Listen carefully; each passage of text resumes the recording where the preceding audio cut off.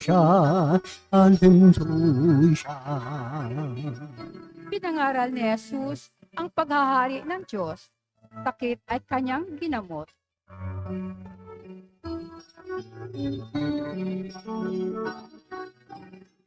Hallelujah, hallelujah, hallelujah, hallelujah, hallelujah, hallelujah, hallelujah,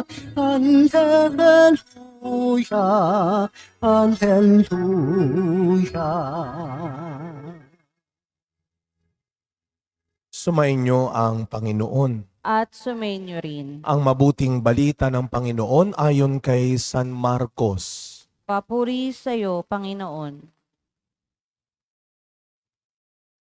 Noong panahong iyon, muling pumasok si Jesus sa sinagoga at naratnan niya roon ng isang lalaking patay ang isang kamay.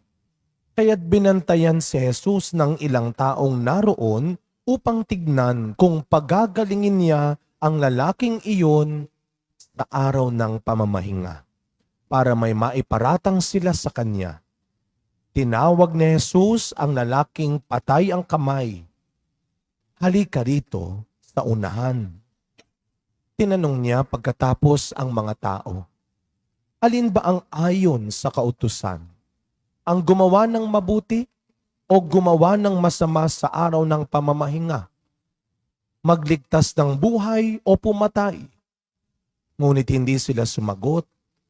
Habang tinitignan ni Jesus ang mga taong nasa paligid niya, galit at lungkot ang nabadha sa kanyang mukha dahil sa katigasan ng kanilang ulo. Bumaling siya sa lalaki at sinabi, "Iunat mo ang iyong kamay."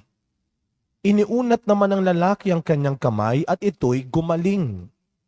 Umalis ang mga Pariseyo at nakipagsabwatan sa mga kampon ni Herodes upang ipapatay si Jesus.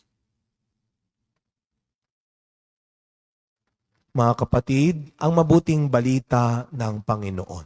Pinupuri ka namin, Panginoong Heso Kristo. Good evening po sa inyong lahat. Marahil habang nakikinig po tayo ng unang pagbasa kanina, ay meron tayong naalalang sikat na kwento bata pa lang tayo. Sino bang hindi nakakaalam ng kwento ng maliit at ni malaki? Si David and Goliath. Kaya pag may nakikita tayong mga taong magkakatabi, alam mo para kayong si David at Goliath. Parang yung mga sakristan natin ngayon. Ano? Isang maliit, isang malaki. Parang yun ang nasa isip kagad natin, David and Goliath. At ano pong maalala ninyo noong nakaraang araw, paano nagsimula sa unang pagbasa natin nung Lunes ang paghirang kay David? Hindi siya ang inaasahan na pipiliing maging susunod na hari. Kaya nga, bago si David, ang daming iniharap sa Panginoon ni Samuel. Anong sabi ng Panginoon? Hindi, meron pa. Kasi ano ang sabi nila? Pwede ba siya? Napakaliit niya, napakabata pa. Anong sabi ng Panginoon? Ang sukatan at batayan ng tao ay hindi ang sukatan at batayan ng Diyos. At hindi natapos doon. Sa ating narinig na unang pagbasa, nagpatuloy ang panghahamak at pangmamaliit kay David ng higanteng si Goliath. Ano ang sabi niya? Sa ganyan mo lang ako papatayin. Hinamak-hamak, minaliit siya. Ano't baston lamang ang dala mo para ako'y talunin. Hinamak ang kakayahan ni David. At hanggang ngayon po, dala-dala ng marami, baka isa tayo kuminsan, ang ganyang pag-uugali. Hindi tayo pwedeng maghanap lang ng Goliath. Baka hindi natin namamalayan minsan, kahit sa loob ng bahay, kahit sa simbahan, kahit sa malalapit nating kaibigan, tayo ay nagiging Goliath sa harap nila. Tayo ay naninino, ika nga ng matatanda. Sinisino natin ang mga kasama natin. Sinusukat natin sila. Tinitimbang natin sila ayon sa sukatan at timbangan ng mata ng mundong ito. Kapag hindi maayos ang damit, kapag hindi branded ang damit, kapag hindi makinis, kapag hindi maayos, kapag hindi maganda ang dala, basihan, sukatan ng mundo. Pero anong ginawa ng Panginoon sa Ebanghelyo? Ano pong napansin natin nung linggo, piyesta ng Santo Niño? Anong ginawa ni Kristo nang tanungin siya? Sino ang pinakadakila? Anong ginawa ng Panginoon? Naalala po ninyo? Anong ginawa ng Panginoon? Kinuha ang isang bata at iniharap sa kanila. Ngayon, anong ginawa ni Kristo? Yung lalaking patay ang kamay, kinuha niya at iniharap sa kanila. Anong kakaibang turo yan? Inihaharap ng Diyos ang maliliit, mahihina, mahihirap bilang mga dakila. Bakit?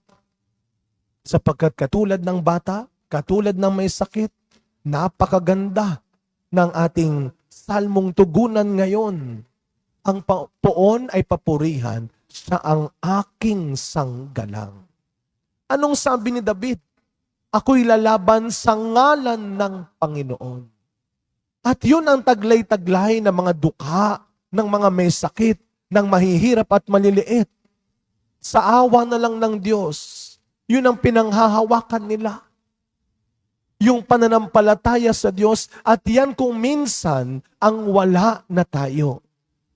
Dahil ang ating ginagawa ng basihan, ng kalakasan, ng kakayahan, ng katanyagan at kadakilaan ay ang binibigay ng mundo at hindi na ang kayang gawin ni Kristo para sa iyo. Binibiro ako kuminsan ng mga kaibigang kumpare. No? Sabi nila, kayo napakaswerte nyo ha? Napaka-bless ninyo. Bakit ang bilis ninyong maimbitahan ang nunsyo? Aba kami hirap na hirap. Ang nunsyo nakikita namin lagi sa inyo. Alam niyo po ang sagot kong biro? Because God loves the poor. Because the poor are God's apple of the eye. Sa isang banda, totoo po yun. Totoo yun. At yun ang wag nating kakalimutan. Every time that we acknowledge na hindi natin kaya pag wala ang Diyos, nadadagdagan yung kadakilaan point natin.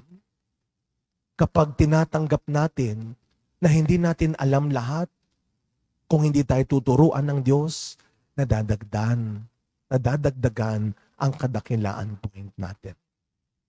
Dahil tatandaan natin, sabi ng Panginoon, ang nagpapakababa ay itinataas. At ang nagpapakataas ay ibinababa. Kaya sa pagkapatuloy na misa natin, mga kapatid, hindi naman sinasabi sa atin na manatili na lang tayong mahina, mahirap, walang kaya at walang alam. Araw-araw dapat magsikap tayong maging mas mabuti, maging mas tama.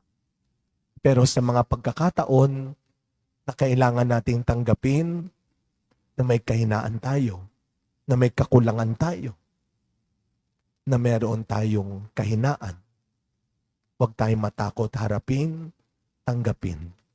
Dahil minsan, ang kahinaan natin, ang ginagamit ng Diyos upang ituro sa mundo, ibig sabihin ng kadakilaan.